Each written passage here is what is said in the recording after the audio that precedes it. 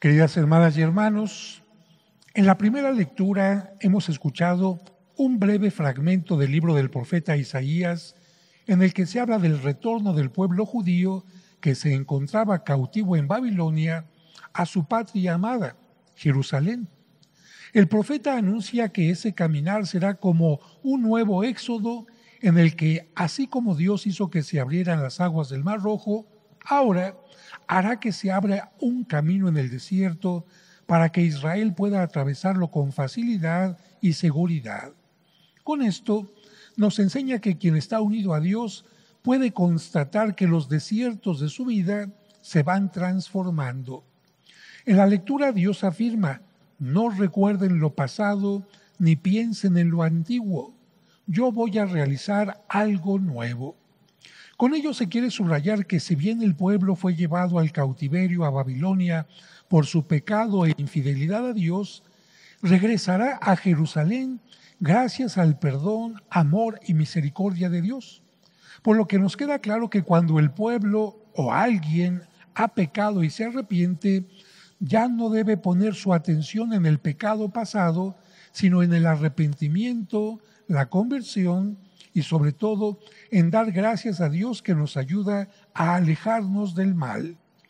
Dios nos diría también hoy a nosotros que estamos a punto de terminar la Cuaresma, en la que hemos puesto atención en nuestros pecados, que no debemos quedarnos con esa actitud, sino debemos poner la atención en la conversión y en el regreso a Dios. Por su parte, San Pablo en la segunda lectura también dice: olvido lo que he dejado atrás y me lanzo hacia adelante en busca de la meta y del trofeo al que Dios por medio de Cristo nos llama.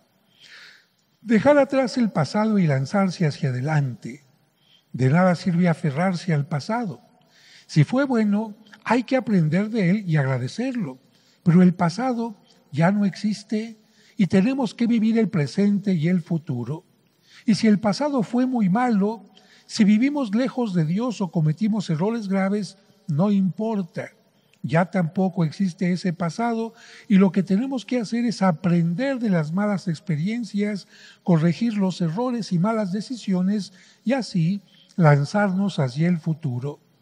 A propósito de esto, en el curso de autoestima que doy constantemente, toco el tema de la comprensión y el perdón y cómo esto influye en nuestra vida.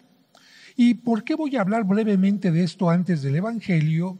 Porque nos va a ayudar a entenderlo.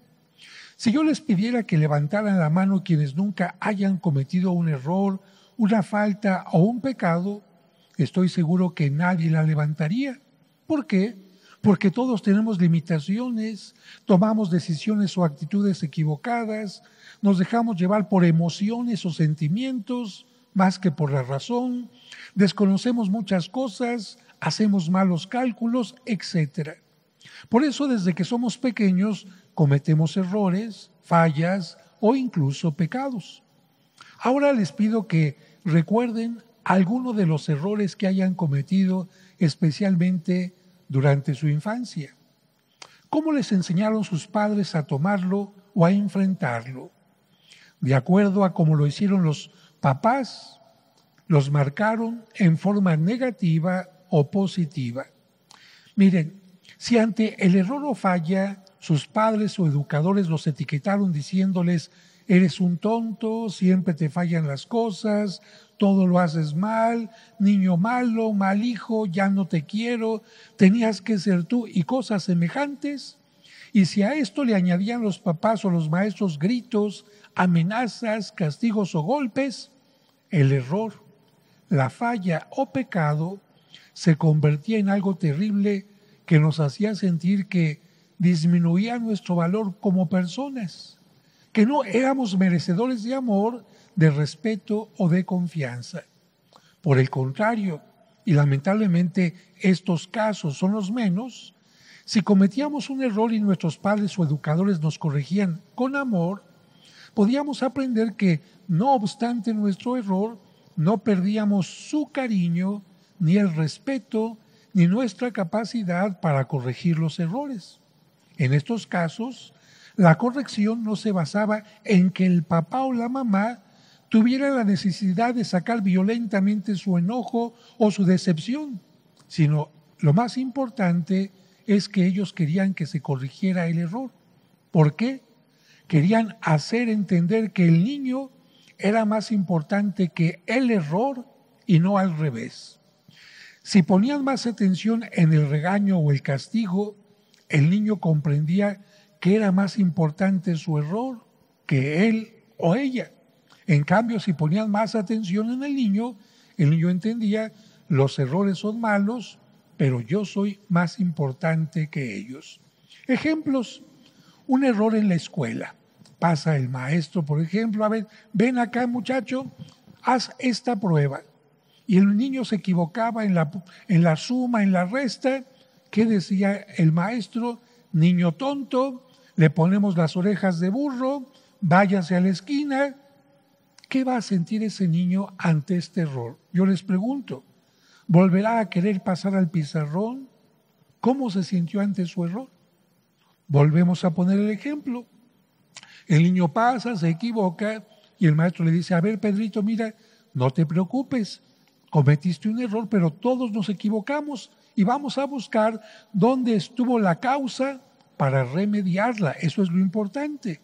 Y el maestro le ayuda a descubrir el error, el niño corrige el error y el maestro le dice, vamos a darle un aplauso a su compañero.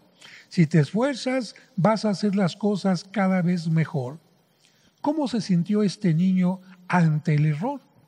¿Querrá volver a pasar ante el pizarrón? Claro que sí, porque aprendió que los errores no le hacen ser menos, no le hacen ser humillado, y de los errores también se puede, al corregirlos, aprender y ser mejores.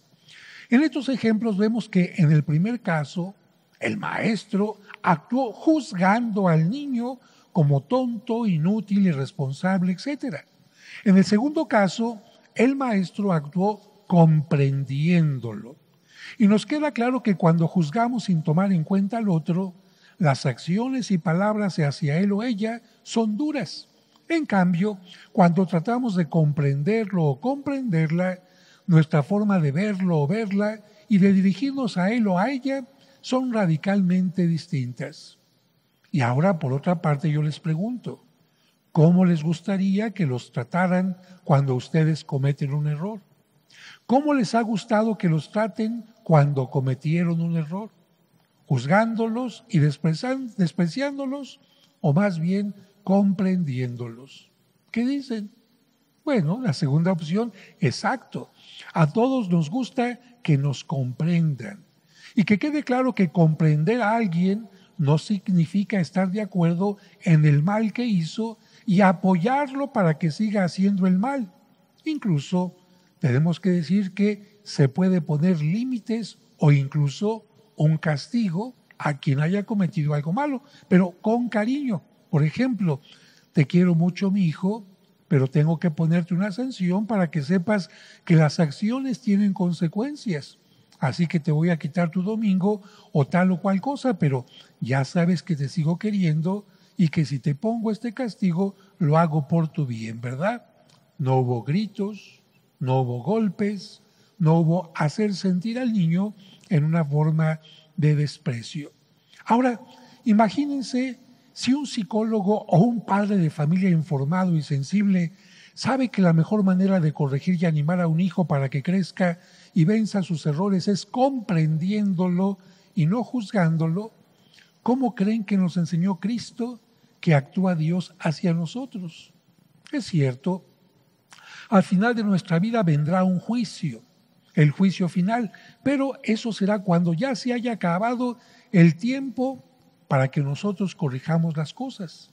Sin embargo, mientras tengamos tiempo y vida, Dios siempre buscará la manera de corregirnos y animarnos a seguir el bien, porque, como lo dice la Sagrada Escritura, Dios no quiere la muerte del pecador, sino que se arrepienta, se convierta y viva.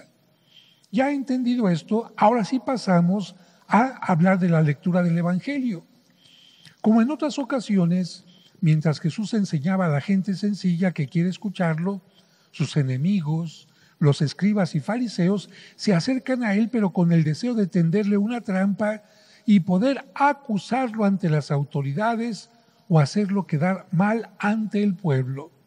En esta ocasión, le llevan a una mujer sorprendida en adulterio y le dicen: Maestro, esta mujer ha sido sorprendida en flagrante adulterio.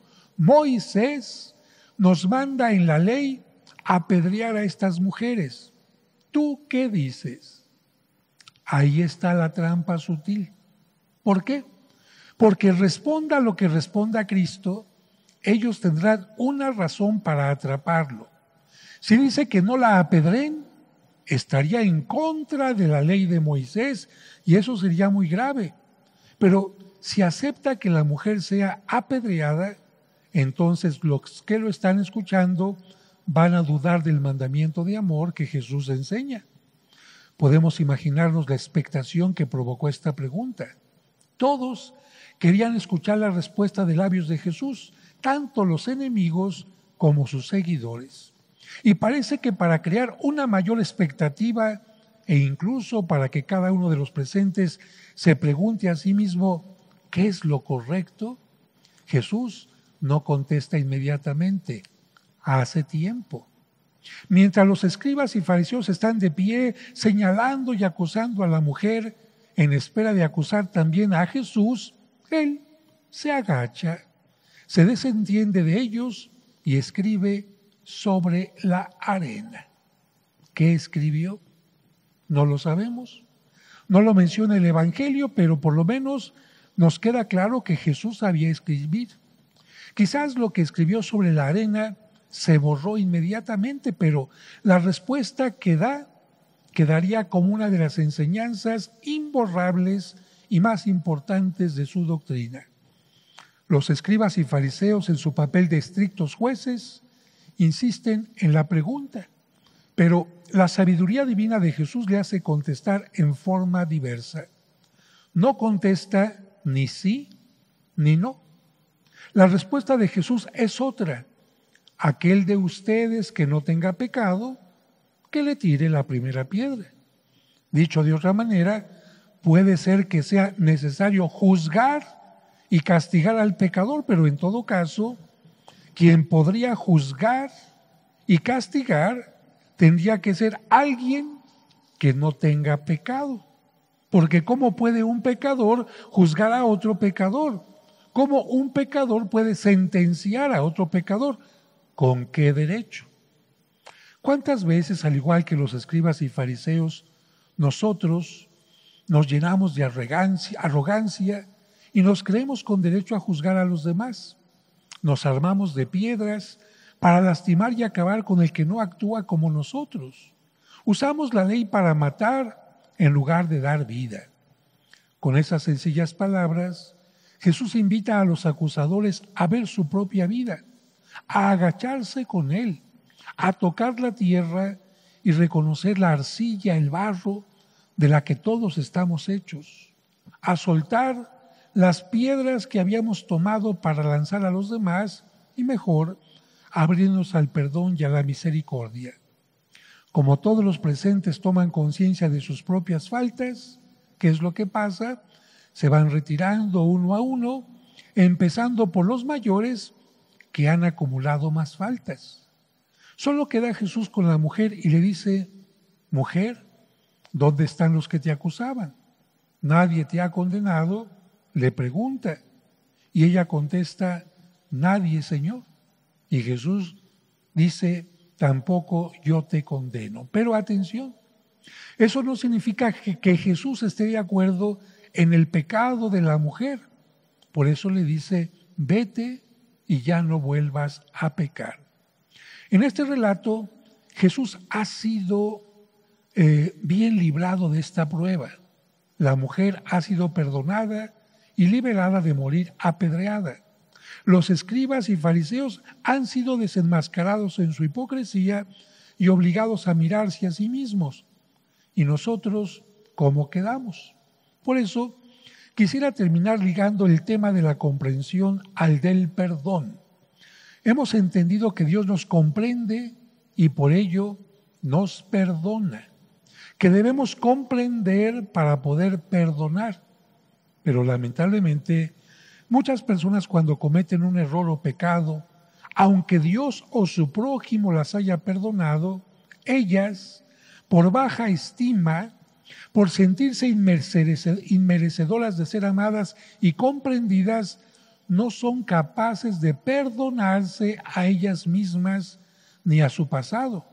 Y aunque se confiesen varias veces, siguen con el sentimiento de culpa o piensan que es más grande su pecado que la misericordia de Dios y de los demás. En ese caso, son ellas mismas. Estas personas que dudan del amor de Dios, que tienen baja estima, son ellas mismas las que se la pidan, y no solo una vez, sino muchas.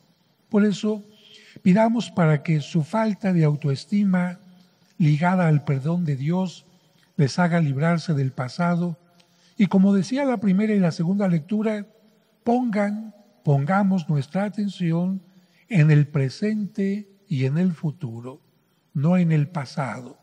Nuestro presente y nuestro futuro son el amor, el perdón, la misericordia de nuestro Padre amoroso, que nos recuerda esto especialmente en este último domingo de la Cuaresma.